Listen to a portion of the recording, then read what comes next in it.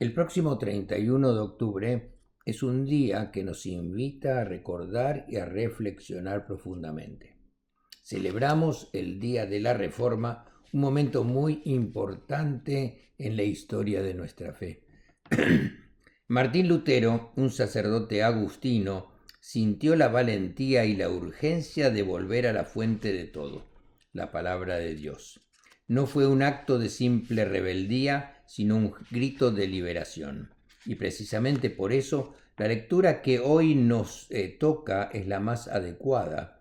El Evangelio de San Juan, capítulo 8, versículos del 31 al 36, que nos dice así.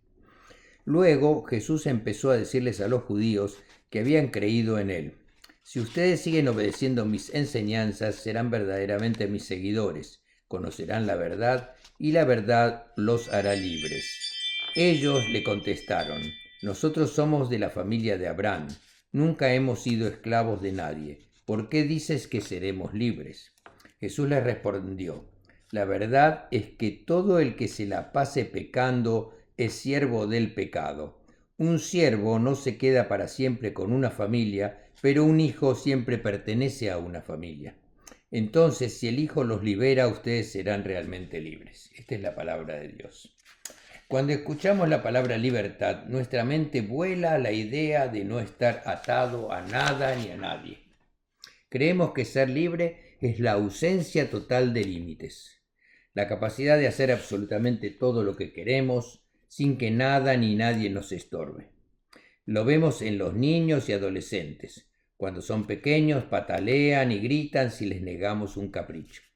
Cuando son jóvenes, ansían ese día en que podrán irse de casa, no rendir cuentas a nadie y que nadie les diga lo que deben hacer.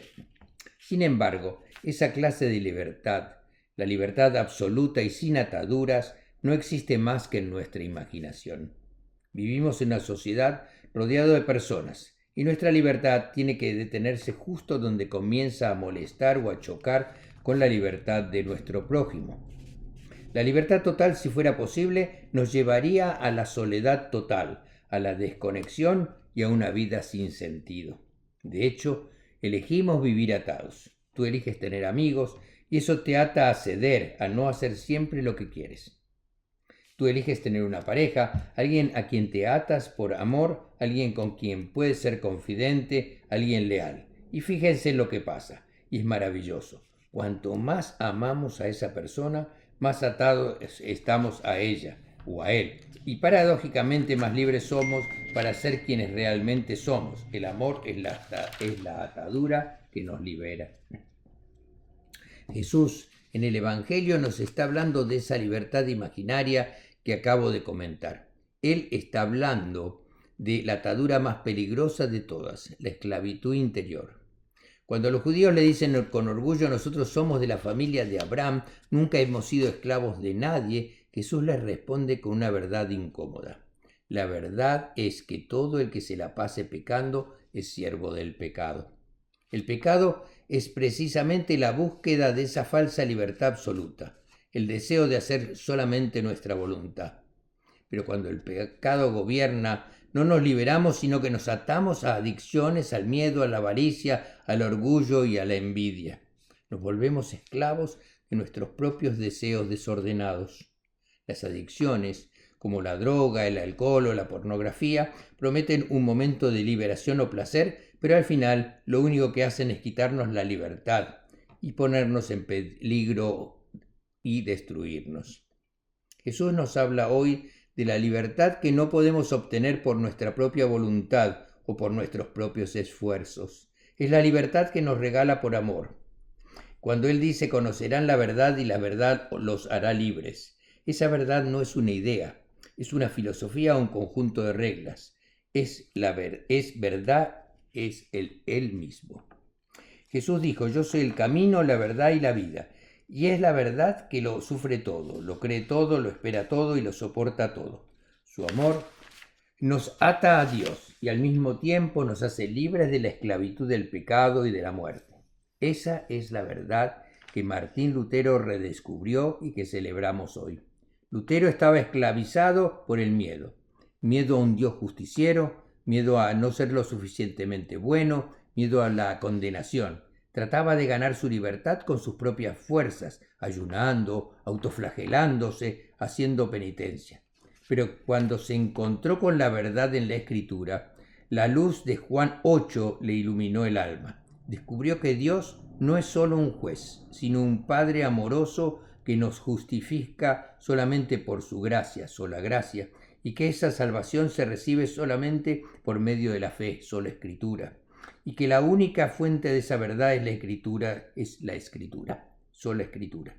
Esa verdad lo liberó de su miedo y lo hizo capaz de pronunciar dos frases que son el corazón de la libertad cristiana. La primera es: el cristiano es libre, señor de todas las cosas y no está sujeto a nadie. Y la segunda: el cristiano es servidor de todas las cosas y es dependiente de todos. Y vean lo que pasa. Somos completamente libres del pecado, del miedo y de la ley, pero esa misma libertad nos obliga a ser servidores libres y voluntarios de nuestro prójimo.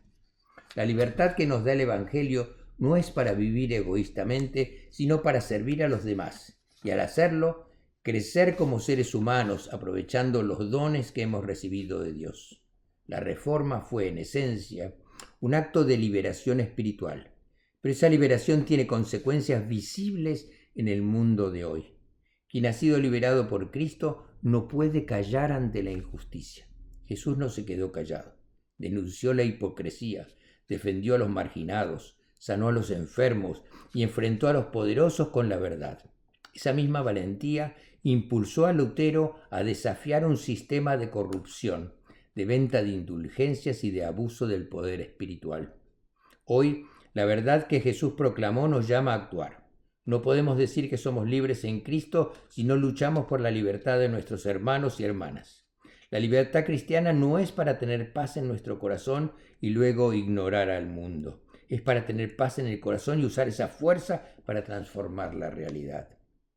La libertad que nos da el amor paciente de Dios nos da la capacidad de elegir el camino correcto y nos da la valentía para denunciar a los que excluyen, quienes crean barreras, discriminan. Así como Lutero proclamó que todos tenemos acceso a Dios, debemos alzar nuestra voz por aquellos a quienes se les niega la dignidad, olvidando que todos somos hijos iguales ante Dios. También para luchar por la justicia. No podemos conformarnos con ver cómo los más vulnerables son empujados al margen. Los niños que pasan hambre, los ancianos que eligen entre medicinas o renta, los migrantes que son tratados como amenazas, maltratados y negados de justicia. Y también servir al prójimo. Al defender el acceso a la salud, a los alimentos, a la vivienda digna, proclamamos el Evangelio con hechos. La fe sin obras está muerta, y la gracia que hemos recibido nos impulsa a extenderla a otros. La Reforma no es un evento histórico que terminó en 1517. La Reforma continúa hoy, en cada acto de justicia, en cada palabra profética, en cada comunidad que vive el Evangelio con valentía. La libertad que Jesús nos ofrece no es la ausencia de ataduras, sino el cambiar, el estar esclavizados y atados al pecado por estar atados por la atadura al amor de Dios. Jesús nos libera para que, siendo completamente libres, elijamos servir a todos por amor. Si tienes a alguien a quien amar, el amor de Dios te dará la paciencia y la fuerza para cuidar y fortalecer esa relación. Y si aún vives en soledad o has sido separado de alguien amado, la esperanza en Dios te anima a relacionarte con otras personas que te están esperando para que las hagas brillar y vivir, y para que ellas a la vez te hagan brillar y vivir a ti. Hoy, en el día de la Reforma, volvamos a la verdad. Permitamos que la verdad de Jesucristo, la sola gracia que nos justifica, la sola fe que nos conecta con Dios y la sola Escritura que nos guía, nos haga verdaderamente libres. Y que esa libertad, hermanos, nos impulse a amar y a servir. En el nombre del Padre, del Hijo y del Espíritu Santo. Amén.